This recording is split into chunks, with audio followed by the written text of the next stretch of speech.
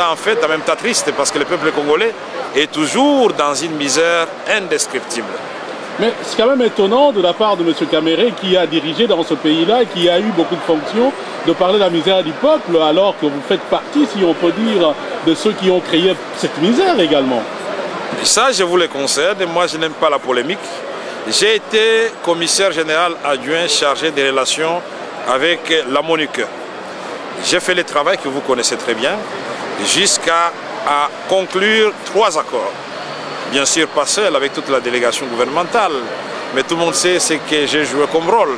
Nous avons eu l'accord global inclusif entre Congolais, nous avons eu l'accord de Luanda avec les Ougandais, et nous avons eu l'accord de Pretoria avec les Rwandais.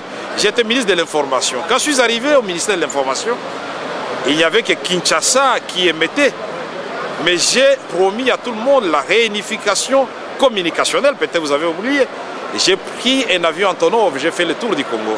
J'ai implanté les émetteurs et la RTNC était de nouveau sur satellite et tout le monde pouvait suivre la télévision. J'ai été secrétaire général du PPRD. J'ai amené ce parti jusqu'à la victoire. 111 députés, plus 10, ça fait 121. C'est la victoire. J'ai amené le président Kabila à la victoire. J'ai été président de l'Assemblée nationale. J'ai géré l'Assemblée nationale. Je voudrais que vous posiez la question au peuple congolais, la manière de ma gestion. On ne savait pas dire si j'étais de l'opposition ou de la majorité. J'étais du peuple congolais. Donc j'étais dans le peuple et je mettais l'église au milieu du village. Je n'ai jamais été président de la République ni Premier ministre pour dire que je dois donner le bilan des actions que j'aurais dit réaliser pour le peuple congolais. Mais en parlant du PPRD, on dirait que vous parlez de ce parti avec un peu d'amertume ou simplement de l'amertume. Pas de l'amertume, mais avec un peu de regret, parce que nous n'avons pas réalisé ce que nous avons promis au peuple congolais. Nous avons promis beaucoup de choses et ce n'était pas impossible de les réaliser. Et je dirais qu'il n'est même pas encore trop tard de les faire. Il faut que les gens se réveillent et qu'ils quittent. Que le bilan du PPRD est négatif alors dans ce cas-là. Ça, je vous le conseille aussi. Mais ce que je voudrais dire, qu'il n'est pas... Il n'est jamais tard pour bien faire. Mais ce qui est dangereux, c'est de se complaire dans des bilans d'autosatisfaction. On peut se mentir soi-même, mais on ne peut pas mentir tout un peuple. On peut parler des indicateurs macroéconomiques, on peut parler de l'amélioration du budget, on peut parler de tout ce que vous voulez. Mais le vrai indicateur, c'est le ventre. Vous n'allez pas mentir à la maman de Kinsuka, ni de Massina, ni de Riflar, lui dit que les choses ont changé. Elle voit chaque jour le délestage continuer davantage.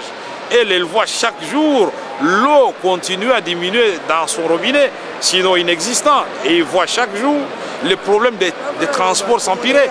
Vous n'allez pas mentir à cette maman du Sud Kivu, du Nord Kivu, de la province orientale, que l'insécurité n'est plus à l'Est, puisqu'elle vit dans cette insécurité, puisque le viol continue. Voilà le bilan. Et nous disons qu'il n'est jamais trop tard pour bien faire. Mais pour bien faire, il faut d'abord reconnaître qu'on n'a pas bien fait.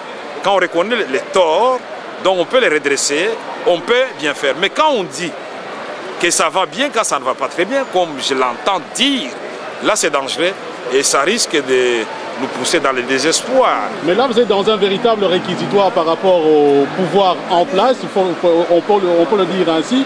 Mais ce que je veux savoir, mais finalement vous actuellement, vous vous situez où? Que les Congolais sachent clairement. Votre interview est diffusée sur Internet partout dans le monde et à Kinshasa également. Vous vous situez où? D'abord, je me situe dans le peuple congolais. J'ai été élu par le peuple congolais. Et aujourd'hui, il me semble que le peuple congolais est en colère. Le peuple congolais n'est pas d'accord avec la façon, la manière dont le pays est géré, la manière dont ce peuple est traité. Vous n'allez pas me dire donc que vous voulez dire que vous êtes dans l'opposition?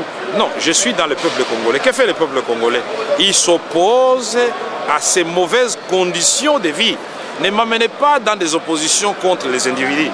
Je dis bien, je suis dans le peuple qui s'oppose et qui refuse les conditions qui lui sont infligées en ce moment. On a appris que vous avez créé un parti politique. Cela veut dire que vous avez quitté le PPRD alors? Créer un parti politique, ce n'est pas impossible. D'abord, c'est les droits reconnus à chaque citoyen congolais. Même vous pouvez créer un parti politique, mais pourvu que vous soyez 11 cofondateurs et que vous proveniez des provinces différentes et que vous remplissiez toutes les conditions requises par la loi. Mais en ce qui me concerne, je vais vous fixer très prochainement, ne soyez pas trop pressés. Et vous savez que j'ai toujours le courage de mes convictions et de mes idées. Donc je parlerai avant longtemps.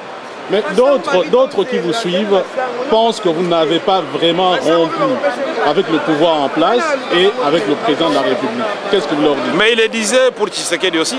À l'époque du parti État, quand Tshisekedi avec ses compagnons avait fait la lettre de 13 parlementaires, qu'est-ce que nous n'avons pas entendu? Mais le bruit était répandu par qui? Le bruit était répandu par les gens du pouvoir de l'époque pour essayer de discréditer Tshisekedi et les 13 parlementaires. Mais la vérité, elle était tue. Tshisekedi est toujours opposant jusqu'aujourd'hui. Donc on disait qu'il était opposant les jours et il était avec le maréchal la nuit. Mais personne ne pouvait vérifier. Donc ce que moi je voudrais qu'on sache, que nous ne sommes pas dans une situation où moi, Vital Kamerhe, l'âge que j'ai atteint et le niveau que j'ai atteint, que je sois opposant à quelqu'un. Non. Je suis là pour donner une vision, je suis là pour défendre des valeurs et je suis là pour constituer un nouveau leadership, une élite congolaise qui croit que notre Congo prospère, stable et possible. Et moi j'y crois. Et je l'ai dit et je l'ai démontré. Le Congo, c'est la réplique africaine du Brésil. Et quand vous regardez l'océan Atlantique, vous le supprimez seulement, puisque c'était la séparation des plaques tectoniques. Mais le Congo rejoint le Brésil. Et nous avons le deuxième grand fleuve. Et ils ont le premier. Nous avons la deuxième forêt. C'est ce que je voulais en arriver là. Donc je voudrais dire, il faut inventer un Lula au Congo et d'autres petits Lula autour de Lula. C'est ce qu'il faut. Je n'ai pas dit que c'est moi ni quelqu'un d'autre, il faut être prétentieux, mais c'est ce qu'il faut faire. Il appartient au peuple congolais et à lui seul de trouver l'oiseau rare. Vous avez visité Jean-Pierre Bemba il y a peu. Qu'est-ce que vous lui avez dit et son profil à l'horizon? Qu'est-ce que vous pensez justement de cette situation? J'ai dit à Jean-Pierre Bemba que sa situation était injuste. Parce que nous avons connu beaucoup de chefs de guerre chez nous quand même. Nous savons des gens qui ont commis des crimes de guerre, des véritables crimes de guerre. Mais nous sommes étonnés de constater que c'est seul Jean-Pierre Bemba qui n'a pas été à Bangui. Ses troupes étaient à Bangui, sous le commandement d'un autre président de la République, qui est en liberté. Mais lui, il est détenu. C'est quand même injuste. Et j'ai ajouté que le Congo n'avait pas besoin de ça à ce moment-là. Parce que la démocratie a été faussée dans notre pays. Dès lors qu'on a pris les challengers du président de la République, c'est-à-dire celui qui est venu au numéro 2, on l'a mis au frais, mais le jeu est totalement faussé. Le pouvoir se croit tout permis et c'est ce qui est en train d'arriver. Alors que le pouvoir a intérêt à avoir une opposition. Il n'y a point de pouvoir sans opposition. Et les gens croient que l'opposition c'est une mauvaise chose. L'opposition c'est une bonne chose parce que ça permet au pouvoir de se réveiller, de s'améliorer, d'accomplir les promesses faites à notre population. Il ne faut pas prendre l'opposition pour des extraterrestres ni des ennemis. Ce sont des partenaires, mais des partenaires qui pensent autrement que vous. Ce sont des partenaires, mais qui sont là pour critiquer votre action et vous réveiller quand vous dormez. C'est tout. La question a mis l'euro. Vital Kamerhe, candidat en 2011, président bien entendu, candidat président de la République en 2011. Ce n'est pas exclu parce que c'est un droit reconnu à chaque citoyen congolais. Mais ceci dit, en ce qui me concerne, vous serez fixé le moment venu. Il y a un temps pour tout, c'est dit dans la Bible. Il y a un temps pour discuter avec notre ami d'Antena qui est en face de moi. Il y a un temps pour venir soutenir Monseigneur Mosengo. Il y aura un temps pour parler des candidatures à la présidence de la République. Il ne faut pas aller trop vite. Mais il faut avouer que vos dernières sorties ressemblent trop à une campagne électorale. Non, mes dernières sorties ressemblent, et c'est ce qu'il faut retenir, c'est une campagne de la réhabilitation du Congo. C'est une campagne de la réhabilitation de l'image du Congo. C'est une campagne aussi pour expliquer que le peuple congolais ne mérite pas ce qu'il est en train de vivre. C'est une campagne pour expliquer que s'il y a la guerre à l'Est, c'est parce que justement, les coltans... La guerre à l'Est alors? La guerre est à l'Est, mais il ne faut pas vous voiler la face. Si vous avez lu les rapports des Crisis Group, et nous disons que cette guerre-là à l'Est et l'insécurité à l'Est, c'est une guerre qui est imposée d'abord au Congo. Et si elle continue, il y a les minéraux. Et ces minéraux sont achetés aussi par les multinationales.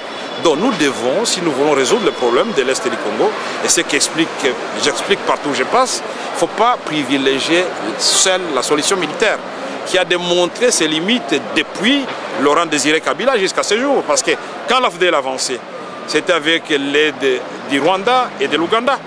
Ils sont arrivés à Kinshasa. On nous a fait croire que les ex-FAR et les Interamoués étaient exterminés. Mais James Kabarebe, il a été nommé chef d'état-major général de l'armée congolaise, fait rarissime. Mais il a fait une année. Au bout d'une année, il ne nous a pas dit quel bilan il a laissé derrière lui.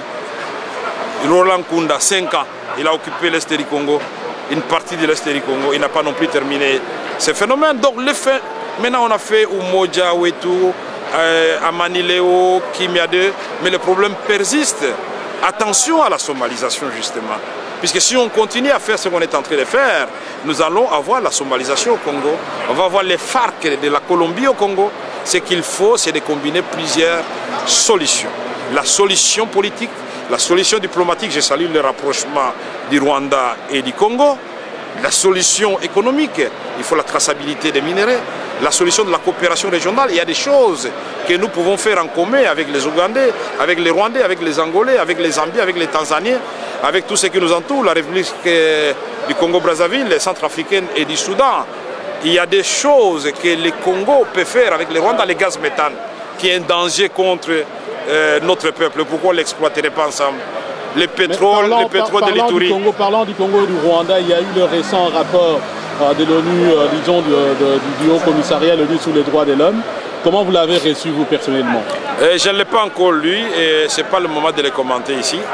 Je le lirai et je vous donnerai mon commentaire le moment venu. Vous ne pensez pas que ça soit tard quand même? Ça fait quand même 2 mois que ce rapport est sorti. Moi, je n'aime pas de polémiques. Je propose des solutions et je suis en train de vous dire qu'on peut résoudre le problème de l'Est du Congo.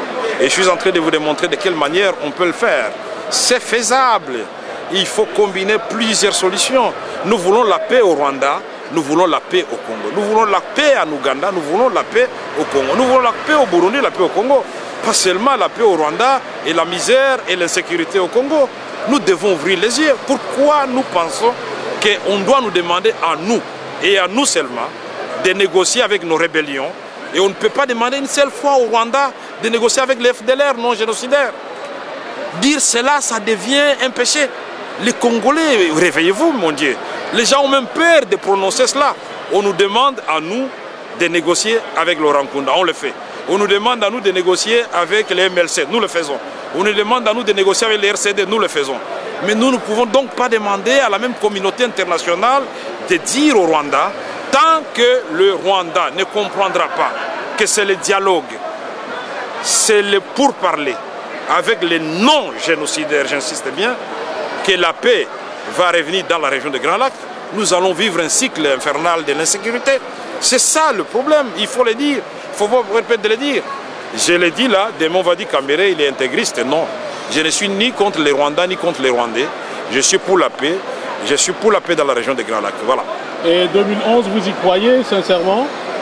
Il y aura des élections en 2011, puisque s'il n'y a pas des élections en 2011, il y aura un vide juridique et il y aura illégitimité. Tout le monde va perdre sa légitimité. Le président de la République, les députés nationaux, les sénateurs, nous avons tous été élus pour un mandat de 5 ans. Il ne faut pas qu'on revienne à une espèce de Sun City bis. Nous devons prendre toutes les dispositions pour que les élections aient lieu en 2011 et que le meilleur gagne. Mais n'empêche que la Commission électorale nationale indépendante piétine jusque-là. Non, on peut faire des zigzags, mais quand chaque pas nous conduit vers l'objectif, c'est déjà ça. Il ne faut pas non plus être trop exigeant envers une commission qui vient à peine de voir le jour, pour laquelle on vient à peine de désigner des représentants. Moi, j'ai fait confiance. Est-ce que vous pensez que des personnalités inféodées aux partis politiques peuvent faire un travail impartial? Mais qu'est-ce que vous pensez? La CI de l'époque, c'était la même chose. C'était des représentants des partis politiques, en dehors de M. Labé Maloumalou. Mais tous les autres étaient du MLC, étaient du PPRD, étaient du RCD. Donc, pourquoi pas Monseigneur Mosengo, par exemple, le président de la CENI? Non, laissez Monseigneur Mosengo au-dessus de la mêlée. Il ne faut pas aller le mettre dans vos histoires. Les cardinals, voilà, nous tous, nous sommes en train d'oublier qu'il est devenu cardinal. Hein? Il faut le mettre au-dessus de la mêlée. Ça doit être le dernier recours. Peut-être les derniers arbitres quand les choses vont bloquer.